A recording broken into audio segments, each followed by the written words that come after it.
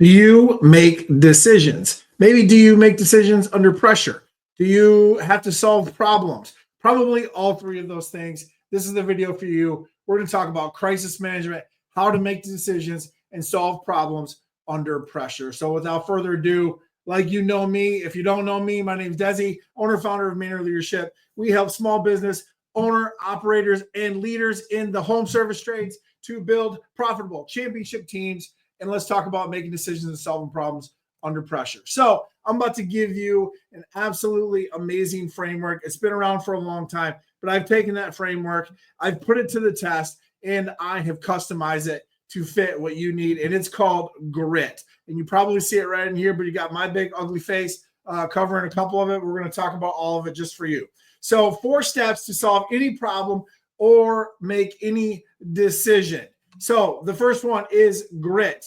GRIT stands for G-R-I-T, gather or observe, right? We're going to talk about all of this. R is review or orient. And then I, initiate, and T, take action or act. Let's dive in to see where do we need to put this to work. So here's why GRIT works. So GRIT, you know I love a good framework. GRIT works because of a few reasons. So the first is simplicity. Use the KISS method. Keep it simple and stupid. It breaks complex situations down, complex problems down, complex decisions that you have to make. It takes them down into 4 manageable steps just for you. The second thing is speed. We got to move fast. We got owners, we got operators, we got leaders, we got business. Things are changing. Things are moving. We got to go really, really fast. So it encourages decisive action without sacrificing thoughtfulness, because we want to go fast, but we got to think it through, right? So we got to put some thought behind this, but this 4-step process helps us to do that. It makes us really resilient. It helps us to stay focused and adaptable under pressure. Okay, and then the last thing it does is it aligns our team because it promotes clear communication, which we spend over a third of our time communicating to our team, and role clarity, which that's a win-win for everyone. All right, let's dig into this. So step 1 is to gather or observe. So what are we trying to do here? We're trying to collect relevant information so that we can understand the situation, okay? So here's what that means is we want to take a moment to step back, sometimes physically. You've heard the word detach. You need to detach emotionally, and sometimes we need to detach physically here. You need to be like this eagle, okay? And you need to get up and you need to move in order to actually detach from the scenario so that you can assess the environment and observe what it is that's really going on. You want to look on observable facts, and you want to leave the assumptions out, and you want to leave the emotions out. So facts and hard data and truth, not just feelings or assumptions or emotions, right? And then you want to identify who are the key stakeholders in this, what are the constraints, and what are the immediate resources. So that's just like, what is it that's going on? What is the current state of what is actually happening? That's the G in GRIT, the gather, observe what is actually happening in the situation. Here's some questions to ask. What is happening right now? What do I know for sure? Not what do I feel, but what do I know for sure? What's missing or unclear that I still don't fully understand? And then who is impacted and how are they impacted? Those are your questions to hone in on when you're running the G in that GRIT of gather and observe the current state or the current situation of how it's looking. So here's an example. So I like HVAC, electrical, and plumbing because they're very easy. So if you're not one of those, hey, that's fine. You can still absolutely use GRIT, but you'll be able to see yourself in these scenarios. So in this scenario, it's the electrical one, a major electrical panel upgrade project, kind of in a home. It hits a snag when a critical part is unavailable. So this is going to delay installation for what we call a key client or a repeat client. So what do we need to do? Well, we need to gather the facts. We need to observe the current state. So which part is unavailable? What's the timeline for getting that part or restocking it? Are there alternative parts or suppliers that we can go to? How critical is the delay to that client's operation? How accurate and timely information? You got to get the right information. You got to get fast or as fast as you can. It sets the foundation for effective problem solving, okay? Sets the foundation for effective problem solving. Now, Let's go into step 2 here and dig into what's this mean for review. So you got G, which is gather, you got R, which is review, which means orient. So the objective of review is evaluate the information and prioritize what it is that matters most. Okay, evaluate the info and prioritize what matters most. So some key points here when we're looking at review in grit is identify what's the main goal or the outcome that you need to achieve. So what's the main goal or the outcome that you need to achieve? You need to review what's available to you as far as resources. Is it money? Is it time? Is it people? Is it tools? Is it budget? Whatever it is, but what is available to you, you need to review that. And then you want to look at prioritizing the task based on 2 things. One is urgency. How fast do we need it? And then the other is impact of what do we actually need it and how is it going to make the biggest impact in this current situation here. So we got G, we got R. Let's talk about the I. So before we do that, let's hone into, here's some questions to ask to help you with the review. Now take this screenshot and take notes on this. You can absolutely, if you want the slide deck, shoot me a DM at Mayner, any of the social medias, and I'm there. But let's hone in on the review question. So we got G and grit, and we're talking about R right now, which is review. Questions to ask. What is the most important priority in this situation?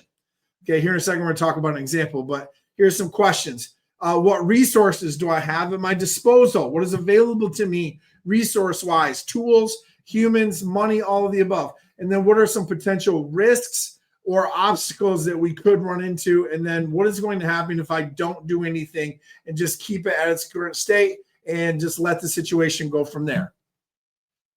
Okay, here's our example for review. So a plumbing crew discovers an unexpected issue during a pipe repair. Now, yes, all of these examples have actually happened to my clients and I help them work through them. So a hidden corroded section that wasn't accounted for in the original estimate. You guys, if you're a home service trade business, you absolutely know exactly what that means. So we're going to talk about how do we review. So we're going to review options. So can the crew handle the additional work on site? Will this delay other scheduled jobs that we had on that day or that week? Does the client need immediate updates about the potential cost increases? What's the long-term impact of addressing or ignoring the corrosion? And then if the key here, okay, when you're looking at review is the situation involves prioritizing safety, client satisfaction, and all while considering the available resources. That's how to properly review that scenario. Okay, step 3 is initiate. So you got gather, review, initiate. So what's the objective of initiate? Is to decide on a course of action and put it in motion. So you're making a decision, you're putting that decision into motion. So here's some key points with that is to avoid paralysis by analysis. Okay, don't overthink it. Make the best decision with the information that you have. Okay, that's really what it comes down to. You gather the right information, okay, and you review what it is currently happening and what you have available to you. And now you initiate by taking that information that you've collected, making the best decision with that information that you have. You also need to communicate that decision clearly. Okay, that's why you need to initiate communication and clearly, concisely using the KISS method. Keep it simple and stupid to your team. Okay, making decisions that align with both immediate and long-term goals is the best scenario that you can get to. Okay, but when it comes to initiation, we need to make a decision on the course of action, set it into motion, and to initiate conversation. So here's some questions to ask is what decision will address the most pressing need? How do I ensure that everyone understands their role in executing this plan or this decision? And then what contingency plans do we need or do I need to have in place in order for this to go well or be successful? Okay, here's an HVAC example. So a technician service call finds the issue is way more complex than what was expected. And there's going to be a lot of new parts that are needed that I don't have on the truck, that they didn't have on the truck. So we need to initiate action. So here's how they initiated. So they decided we're going to send another tech to deliver the parts. while keeping the client informed. So send a new tech and also communicate to the client. We're going to reschedule some other jobs if necessary, or they actually did reschedule the other jobs to make sure that one had more than enough time to get completed. And then the last piece was they communicated the plan clearly to both the technician and the client, as well as the dispatch team. Okay, good decisions and good initiation and good communication minimize the disruption and ensure that the client feels understood, feels heard, and fully understands the scope of the situation and how it might be affecting them. Okay, step 4, the last step, 4-step process here. GRIT, gather, review, initiate, and T for take action. We need to do something. Execute this decision confidently and monitor the progress. So not only do we need to execute confidently, but we need to monitor the progress, because guess what? We might need to make some adjustments as we move forward. So what are some key points with taking action, taking immediate steps to implement the decision? It doesn't have to be you. It can be pushed down the chain of command, right, or across the chain of command, but immediate steps need to be taken, and implementation absolutely has to happen. Stay flexible as you're taking action and as you're implementing this. Stay flexible so that you can be ready to adapt, because new information might emerge. Okay, as time goes by, new information comes up, things happen, everything changes. So be flexible. So the outcomes, you want to gather the feedback to refine the approach. So as you get an outcome, you're gaining feedback so that you can refine your approach and start to rerun the GRIT, decision-making, problem-solving process. Let's give you an example. So before that, here's some questions to ask when it comes to the T of grit, which is take action. What are the first steps needed to implement the decision? So what's the first thing we need to do?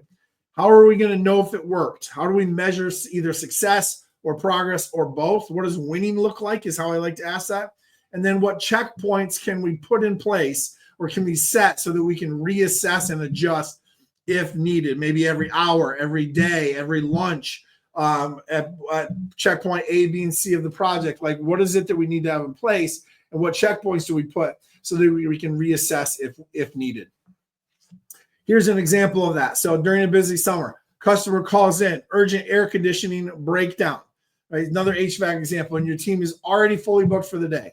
How do we take action on this? Well, here's a few different things that we tried. Reorganize the schedule to fit an emergency call. That's what we did. It worked really well. Offer overtime pay to a technician willing to take on the extra job. So you need to make sure that you run through grit to make sure that that overtime pay is something that they want to do, as well as something that you're okay with as well. A third one was to communicate a realistic timeline to the client, ensuring transparency and building that trust. That worked really well. And then we obviously followed up afterwards to ensure that the customer was satisfied with the service. So those are great ways to actually take action and run the grit fully, especially the T part of the take action. So you want to reinforce reliability and trust while keeping the team and client both happy. That's going to be your win-win scenario when it comes to taking action. Okay, so you can do all of this. I want to give you a gift because you can do all of this in meetings. Obviously, meetings are communication, problem solving, decision making. Whichever one that you're doing, you need to be able to communicate that to the team. One of the ways to do that is in meetings. Yes, so here's my gift to you. It is the 4 meetings you need to grow a service company, specifically a home service company, which is probably what you're running if you're watching this. Go to MaynerLeadership.com/4 meetings. Just click that link right there. I believe it's in the show notes below. Go there, get that. You get a structure, you get an agenda. It's like a 20-page document. You get scripts, you get templates, you get POA worksheets. There's so many things in there, so valuable to you. Will save you time and make you more money just by good communication and meetings. So go check that out. And now we're going to dive into some specific examples. Move through this. So let's go with an electrical example. So your crew is halfway through wiring a brand new build.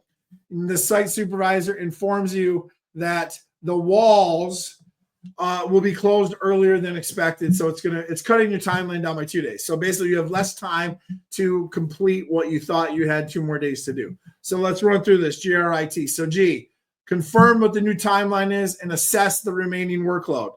So, it was Wednesday. Now it's Monday. What do we have left, team? That's your G, okay, for gather. R is to review, prioritize which circuits or areas need to be completed first. So do first, then, and next, okay? That's usually the 1, 2, 3. That's where we're reviewing what needs to happen, prioritize it. I is to initiate, okay? Decide to bring an additional team to work overtime. And then the T is to actually take action. So execute the adjusted plan and communicate progress updates to the supervisor. Great example. We have a problem to address. We have decisions to make. Run the GRIT, decision-making, problem-solving process. And you come out, and in this specific example, this team actually finished it with like a half day remaining and actually ended up being way more profitable on the job than they thought they would just by running this framework. So let's give you another example, HVAC. So a homeowner calls. They're upset that their newly installed HVAC system, in this scenario, is a brand new air conditioner, isn't cooling properly it was a heat wave this last summer. So let's run GRIT, grit, decision-making, problem-solving framework. So G, which is gather. So we dispatched a technician immediately to inspect the system. We got to gather the current state. We got to find out what's going on. R is review. We evaluated where the issue is an installation error, a malfunction, or a user error, basically like incorrect settings type of a deal. And then the I, which is initiate or make a decision, is we decide to resolve the issue free of charge so that we can protect our the reputation. And even if the problem wasn't even our fault, but we just fixed it because this was a longtime client, of my clients, right? So I was doing some consulting with the HVAC company, and this is what happened. And we helped them walk through this process to do so.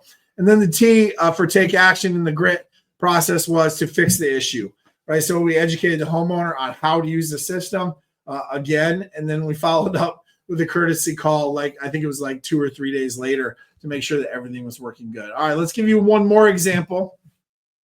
So a plumbing example. So one of my clients, their crew, they hit a water line, like a water main, if you know what I'm saying, while they were excavating for a sewer line repair. And it was literally a neighborhood outage. So it's kind of big scenario. I would say these kind of went up in severity or intensity. So let's run the grit. So we got a big problem. We definitely have some decisions to make. How do we run this process? So G gather is confirm the extent of the damage and the number of households affected. For here, it was literally 6, and the damage was fairly large. However, it was fixable. So the R, which is review, prioritize stopping the leak and contacting the water department. Did both of those things. We got ahead of ourselves. The I is initiate, and basically make a decision and put it into action. We allocated all available resources. So we brought literally all the teams to the repair to offer immediate communication.